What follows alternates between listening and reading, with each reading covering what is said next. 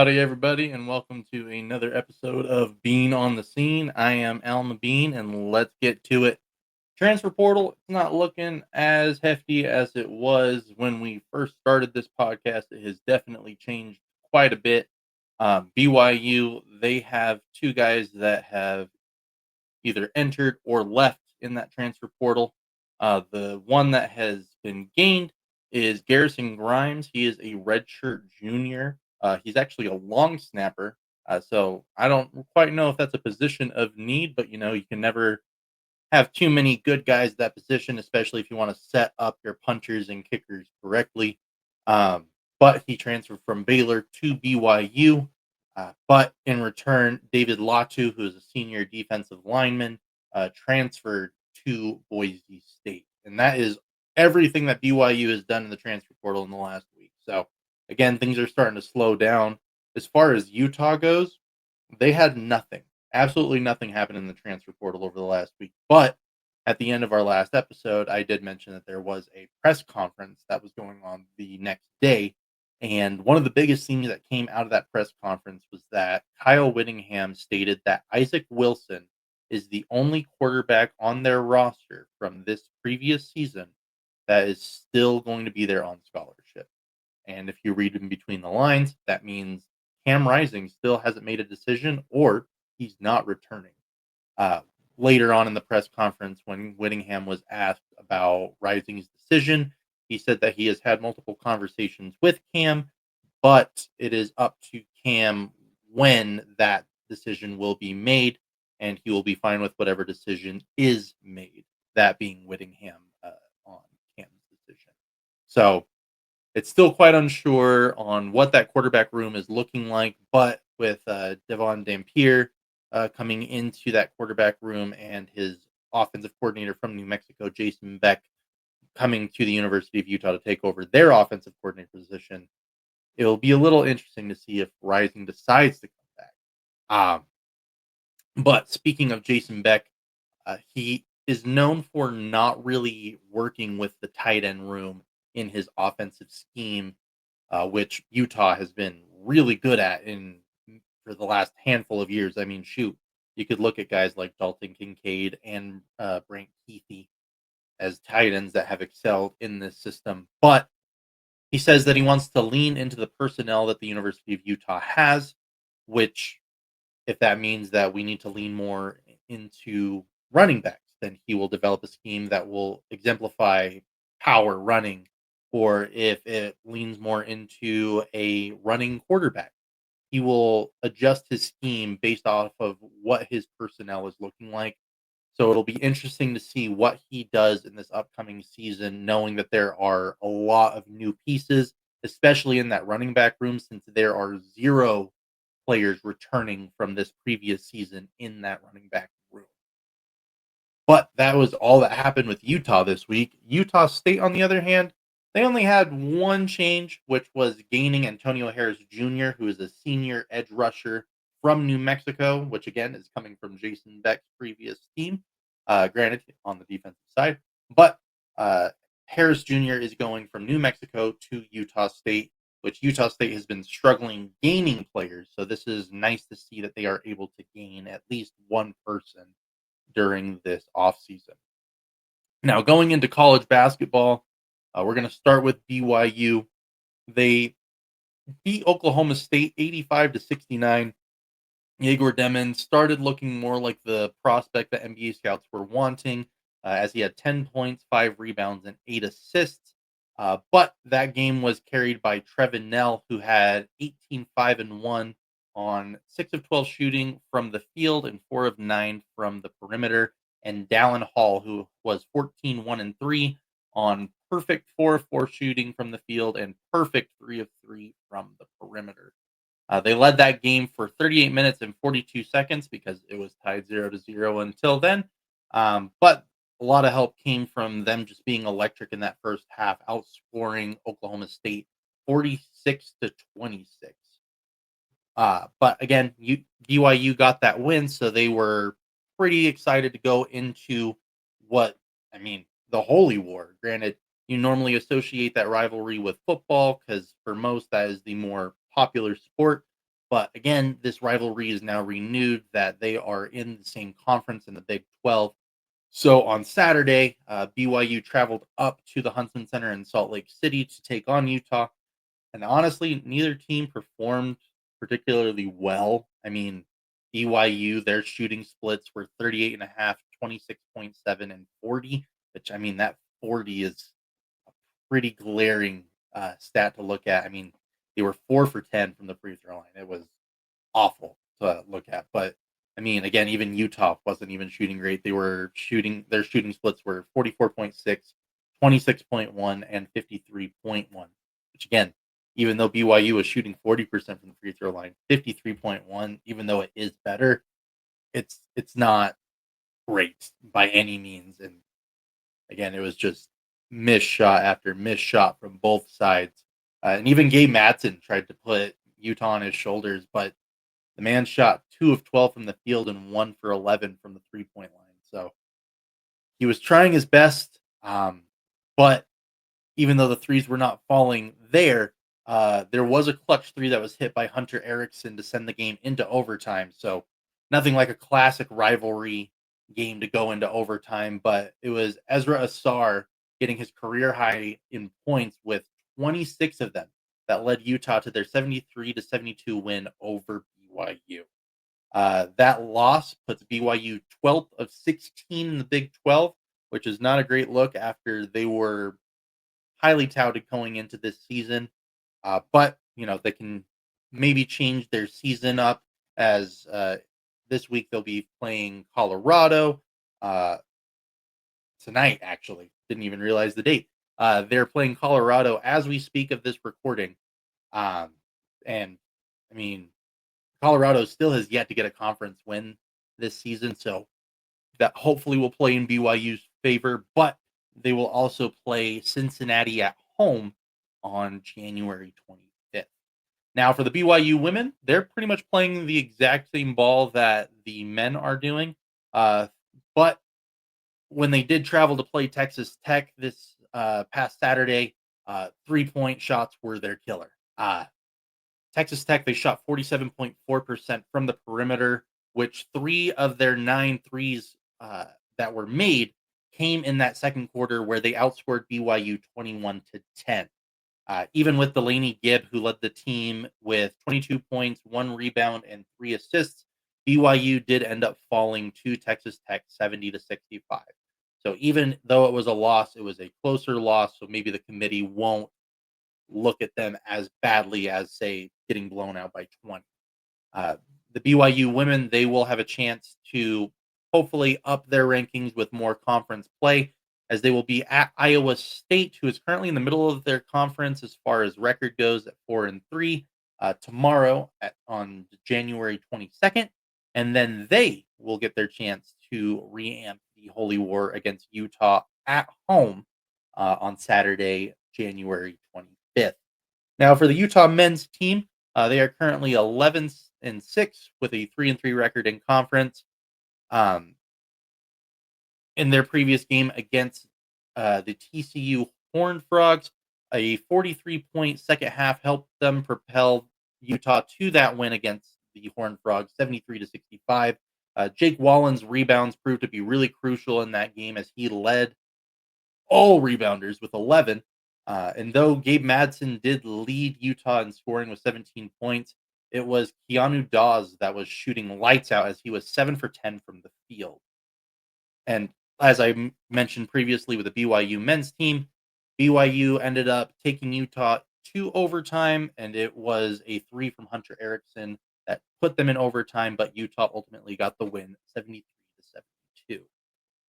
And as of now, Utah's next game was supposed to be against number 7 Houston, but with the crazy weather that's going on down there right now, with the weird snow patterns and such, which is even stretching all the way out to Florida, which I think is crazy to even think about. Their game for that was originally scheduled for tomorrow, January 22nd, has been rescheduled. That date has not been announced yet, but as of now, Utah's next game will be on January 25th as they will take on the Baylor Bears. Now, for the Utah women, They're no longer ranked after having two straight losses, first one being against Baylor and the second one being against the number 10 ranked TCU Horned Frogs. Utah, they will get another chance to hopefully convince the committee that they are deserving of a ranked spot as they will take on Kansas at home tomorrow, January 22nd. And then they, as I mentioned, will take on BYU on the road on Saturday, January 25th. Now, for the Utah State men's, similar to the Utah women's, they ended up losing, and that caused the committee to say, we don't need them in there. And it was a thrilling loss, believe it or not, against UNLV as they lost 65 to 62. So back to back thrilling games. First one was in the Aggies' favor, second one was not.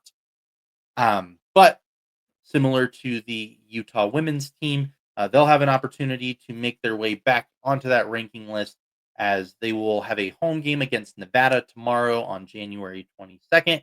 And then they will travel to Air Force on Saturday, January 25th, who is currently last in the Mountain West. So that should, at least on paper, be an easy win for the Aggies. Now, for the Utah State women's team, it's a rough season. They are currently 1-18 and 0-7 in conference play.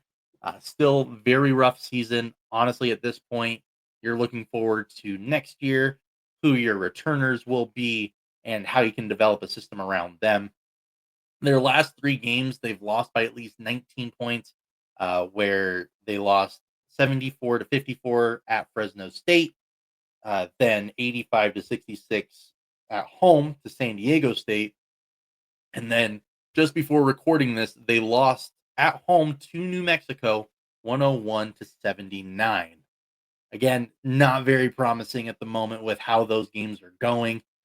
They will play San Jose State on Saturday, January 25th, but at this point, I would be more surprised to see them win than to see them lose yet another game. Now that college is out of the way, let's get into some of the professional sports around here. The Utah Jazz, they are doing, in my opinion, exactly what they need to do. After an overtime winner against Brooklyn, I think that they are embracing the tank. They've lost their last three games against Charlotte and then twice against New Orleans in order, losing to Charlotte 117 to 112, then at New Orleans 136 to 123, and then their second game on the road in New Orleans 123 to 119 in overtime. In those games, though, there are a lot of bright spots to be looking at, like Isaiah Collier. He played great, in my opinion, in those last three games.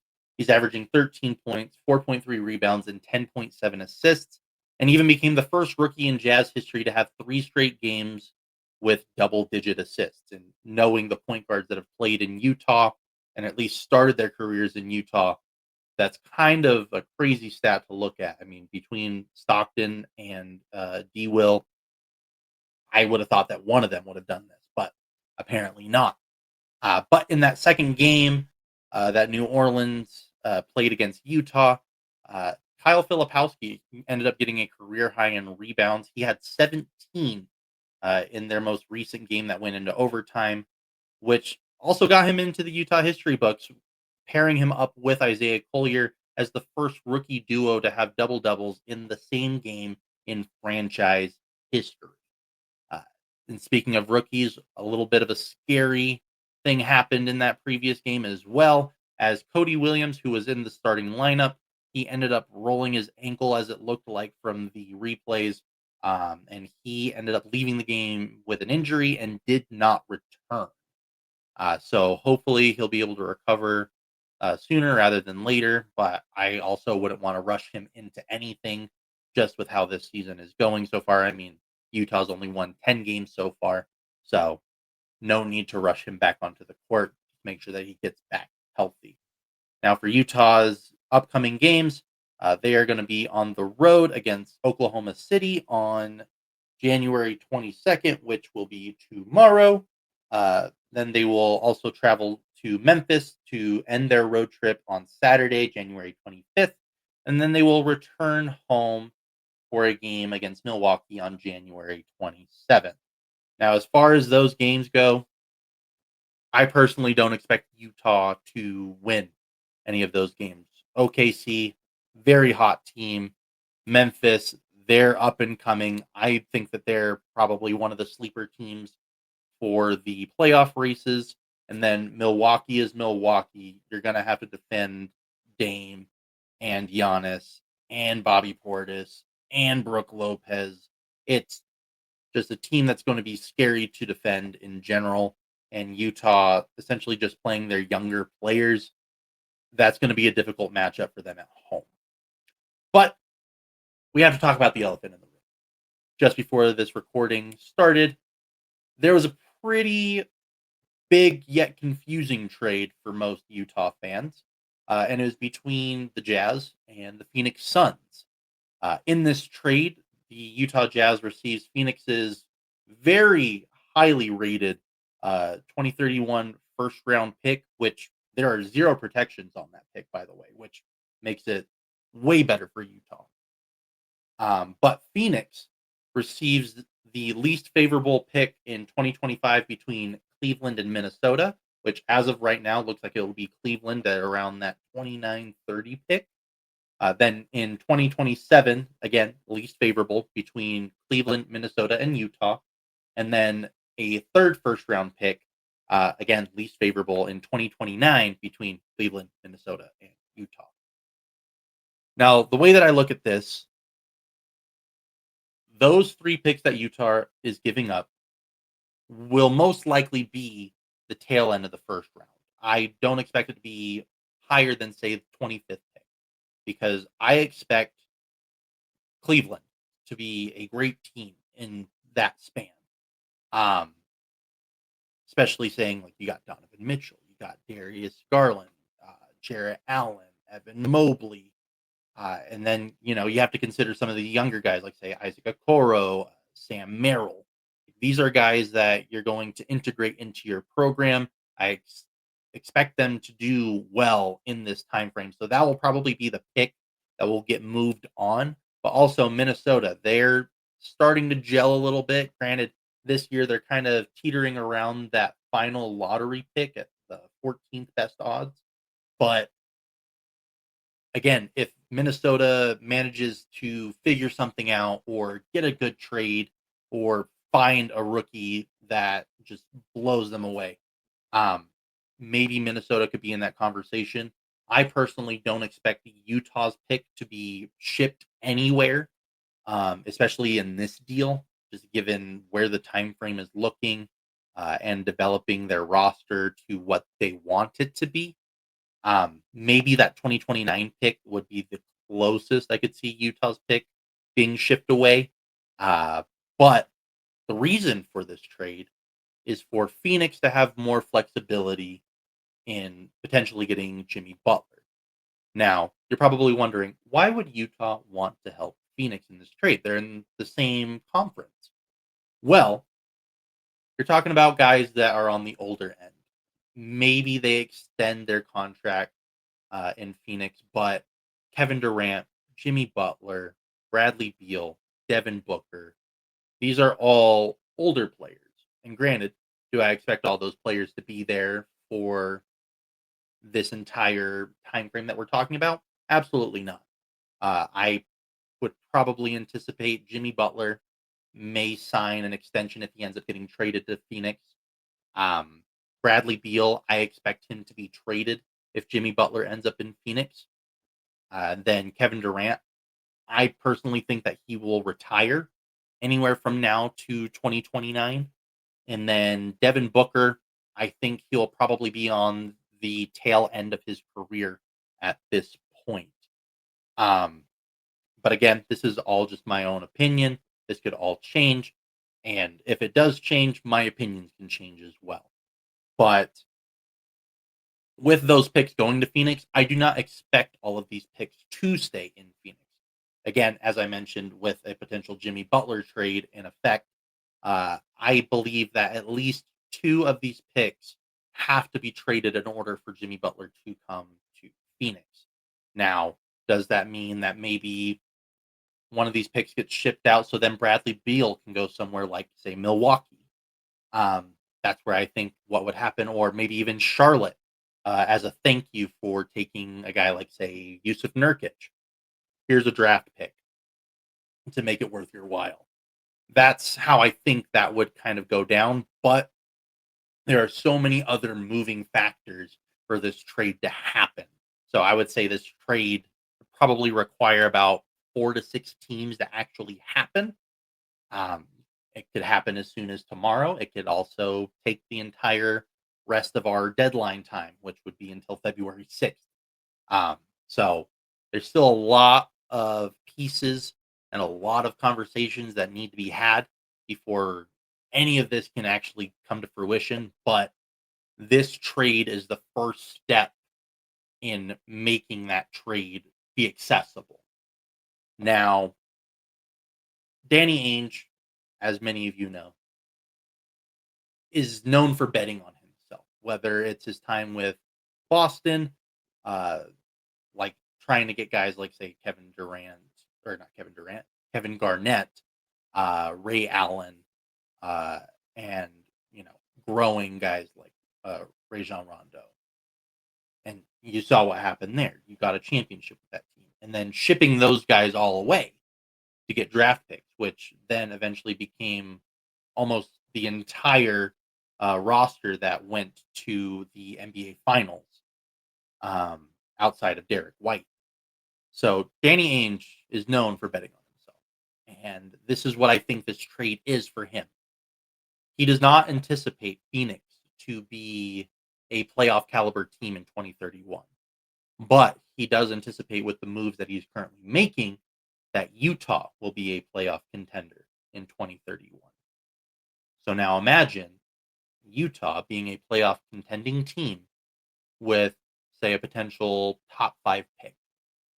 That is what he is betting on. Now, will that happen? Who knows? Only time will tell. But that is the type of betting that Danny Ainge is willing to do. And now you just sit back in the chair and wait for things to unravel. But those picks that he did trade away, he is looking at them as late first rounders. Um, I mean, and I guess in his eyes, early second rounders, even though they are technically late first round picks as of right now with speculation. But speaking of betting on yourself, with tonight's win that Toronto got against the Orlando Magic, 109-93, Utah now has the second best odds for the number 1 pick. And as soon as that game went final, I actually started running simulations. I wanted to see what type of outcomes Utah could potentially have. So I ran 100 different simulations.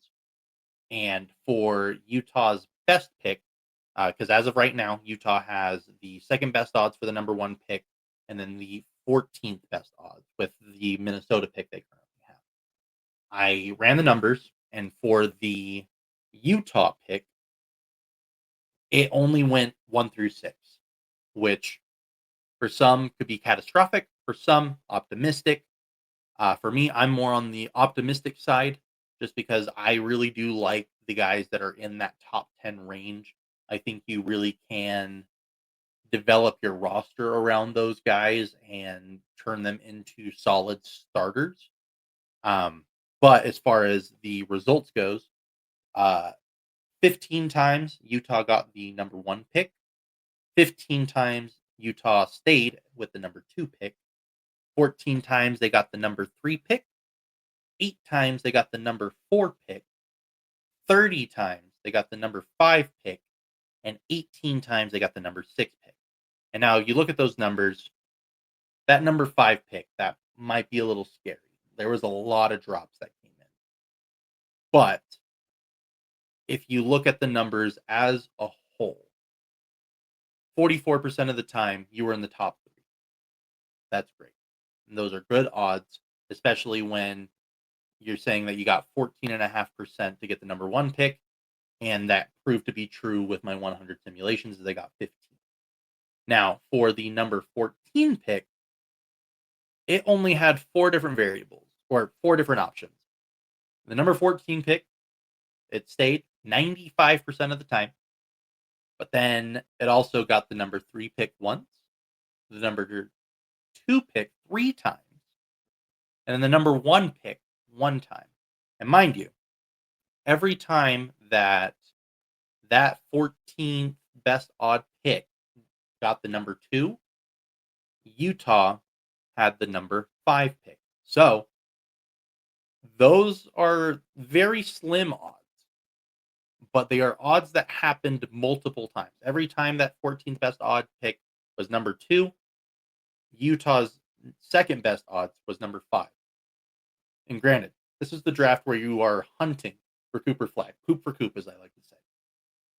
But if you have the number 2 and the number 5 pick, that's some great odds that you have in your favor, and you have some great players that you can go off of. You have Dylan Harper, Ace Bailey, Kaspers Yakachunas, Trey Johnson, Yegor Demon. Those are some guys that you can really build your franchise around. Granted, out of those players I mentioned, the only one that I'm a little skeptical on is Yegor Demon, just because he has proven with his current BYU roster that he needs to have scorers around him for his game to flourish. And right now, Utah doesn't have that quite yet. So if you draft him, you are drafting him as a project, and putting him at that number 5 pick, that might be a hefty pick to make if you are planning on development, especially if you're looking at their current rookies that Utah has between Cody Williams, Isaiah Collier, and Kyle Filipowski. Cody Williams is the project, but he was the highest pick out of those 3. Isaiah Collier is fitting in perfectly, and Kyle Filipowski, he is meshing well on offense, and his defense is where he is needing to learn. But as an early second round pick, you do not have those high expectations for him. But enough about the Jazz. Now we have the Utah Hockey Club, who just finished a 7-game homestand. It could have turned out a little bit better. They finished that homestand with a 6 points into their standings, with a 3-4-0 record, with their last 2 games finishing in regulation, in wins. Now let's run through those games that they've played over the last week. The Canadians game, it felt like Utah was in control. Josh Doan and Nick Bukestad, they gave Utah a 2-1 lead to end the first period. But Montreal, they just wouldn't let Utah get comfortable. And they ended up finishing the second period with a 3-2 lead. And even Logan Cooley, he tried to bring Utah back into it. He got his goal to tie things up 3-3. But Montreal finished the game with 2 unanswered goals, and they got the win 5-3. Now, the next game is against the Rangers, and honestly, it felt like the exact same story. Matias Michelli, he was on a hat trick watch at the end of the first period, as the game was tied 2-2, and then even Logan Cooley scored yet another goal. This time it was on the power play, just a minute into the second period, and that would be the only score of the second period. So Utah was going into that final period up 3-2. But the Rangers came back in that first minute of that third period with a shorthanded goal, and it just kind of went out of control after that, as Kreider and Panarin, they both got their goals, Panarin getting his second one of the game off an empty netter. And just like the game against Montreal, the New York Rangers beat Utah 5-3. Now, having those games, it did not look promising coming into this game against the Blues, especially since they were going to be not only without Dylan Guenther, but now top defenseman Mikhail Sergachev due to an upper body injury. Based off of what I've seen from social media, it's sounding like it's a hand injury, but again, that's all speculation. I don't have confirmation on that. But again, it didn't look good for Utah to start things off. As Tyler Tucker for the St. Louis Blues, he got the first goal 2 minutes and 5 seconds into the game. And if you watch that replay, it looked like Liam O'Brien wanted to start a fight right off of that face-off, but Tyler Tucker got the puck immediately, shot, got right past Connor Ingram, and it went in. But at the center ice face-off, Liam O'Brien wasn't letting Tyler have a say, threw the gloves down, started hitting him, fight going, Delta Center's going crazy, and Liam O'Brien got a nice gnarly cut right on his head, bleeding everywhere. And I mean, you can, if you haven't seen the pictures, just imagine big red beard, long red mane, blood all over his face, and just fist in the air, getting the crowd really into it. And that fight must have gotten the crowd into it because, especially after hearing that he had to get stitches, he had 3 stitches put in and then came back into the game. That fire that Liam O'Brien had led to 3 unanswered goals for Utah within a 5-minute span. And they ended up finishing that first period or that second period, or man, I am really struggling right there. First period, 3-1. Utah had that lead. Now, Jake Neighbors, he did end up getting a power play goal to make things a little interesting, making the score 3-2. But Logan Cooley, again, getting another goal, ended up having the final laugh to give Utah the 4-2 win, which Utah hasn't been getting a lot of wins at home lately. If I'm not mistaken, that is the 7th win at home this season at that time. And it's not a great look to only have 7 wins at home when we're already at the midway point of the season. In that game, though, Clayton Keller and Logan Cooley, they were your point leaders. Clayton Keller, he ended up having 4 points off of 1 goal and 3 assists. And then Cooley had 3 points with 1 goal and 2 assists. Now, to end this homestand, Utah had to welcome the best in the West, Winnipeg Jets. And with facing one of the best, if not the best, goalie in the entire NHL in Hellebuck, this game looked like it was going to be a defensive matchup. And it proved to be that in the first period. There was 0 goals scored. Shots were starting to go up left and right. But again, nobody was able to get a goal across. But scary thing happened. Clayton Keller took a puck right above his eye. If I'm not mistaken, I think it was his right side or left side. Either way, took a puck right above the eye. Really scary, covering himself. And we didn't see him for the rest of the first period. But he did come back out onto the bench, and according to his post-game interview, he had somewhere around 12 stitches put into that eye. But 40 seconds after him returning to the ice, he ended up helping contribute to the first goal of the game, which was scored by Olimata, which just so happened to be his first goal in a Utah Hockey Club sweater. So it was really great to see the captain go back out on the ice and get the fans really back into this game.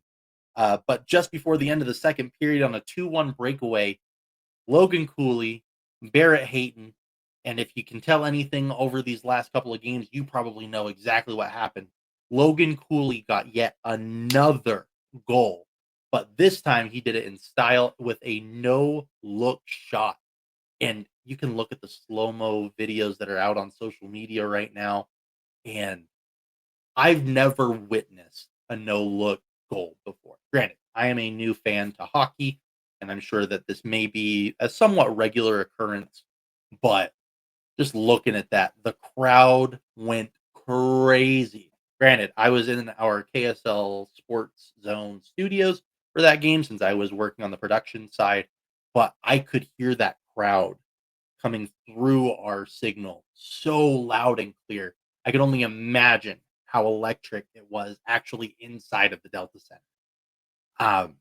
But that no look goal, especially against the best goalie in the league, must have felt so great for Logan Cooley. But now you go into the third period, and Utah just didn't stop with their scoring, getting a goal for Barrett Hayton this time and Matthias Michelli.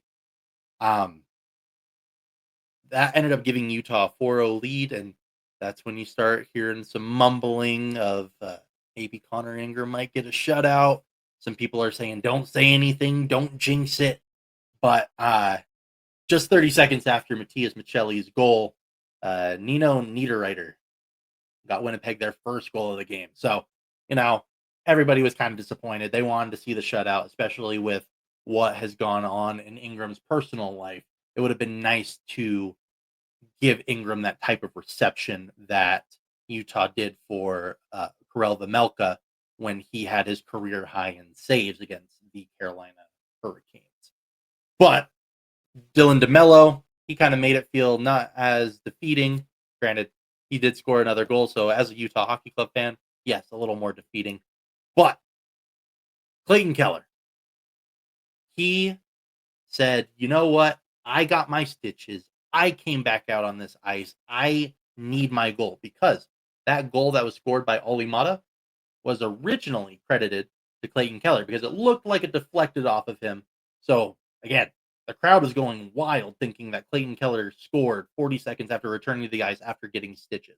But they reviewed it, went to Oli Mata, but Clayton Keller would not be denied his goal. And he ended up getting an empty netter as, putting the final nail in that coffin as Utah got the 5-2 win against Winnipeg, which is crazy to think. It's great to see that they were able to do that type of damage against such a prolific team in the NHL right now.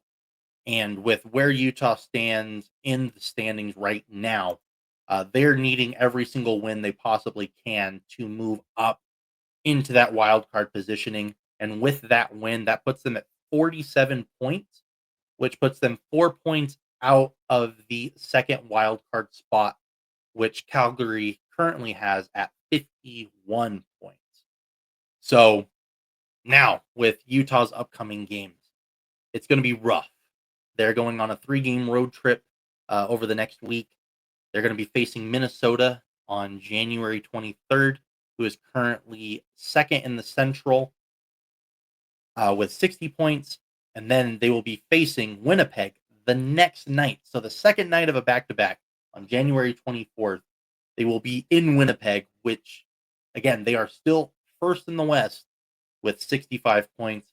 But then they will be taking on Ottawa, who is currently first in the Eastern Conference for their wild card positioning, currently at 52 points. So they are going to be facing some playoff caliber teams. They are going to really need to fight for those wins. But with this road trip, any points are great, even though it would be better to walk away with 2. But if you can get any points out of this road trip, that is what Utah will need to be looking for, and that should be their main goal. Get your wins. If you can't get a win, leave with some points. But as a reminder, just in case you were unaware, the game against Minnesota, again on January 23rd, will be nationally televised. So if you are planning on using your SEG Plus or Utah Hockey Club Plus accounts, you will not see those games there. It'll be on Hulu, Disney Plus, ESPN Plus. It'll all be there. But if you still want to listen to your local broadcast, you'll be able to listen to the KSL Sports Zone with Mike Folta, Adrian Denny. Those games will still have your local broadcast on the radio. If I'm not mistaken, it will be on the AM channel. So again, you could always listen to the KSL Sports app as well to go ahead and get that feed too. But if you want the local broadcast, that is going to be the only spot that you're going to be able to find it for that game against the Minnesota Wild. And that will bring us to the conclusion of yet another Being on the Scene. Before we go, I would like to mention that I was so happy to be able to give away some tickets this past week. Granted, it took longer than I anticipated, but we got people in the seats. Whether it was Phoenix, who got my personal seats, or Cade, who got some tickets of single goal view, mind you, but they were generously donated by our friend Ashley on Twitter, uh, or X, as you like to call it, depending on who you are. But um, love being able to get some people into the Delta Center to watch some Utah Hockey Club games, whether they are first-time viewers or they are already dedicated fans. We want to fill the barn with our fans and start getting our traditions out there sooner rather than later.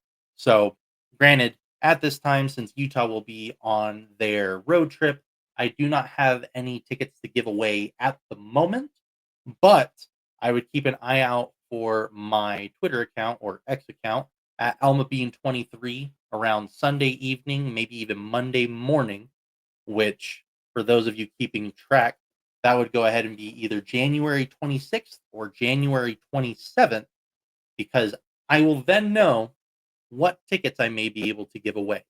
So we'll just go ahead and put the question out there now.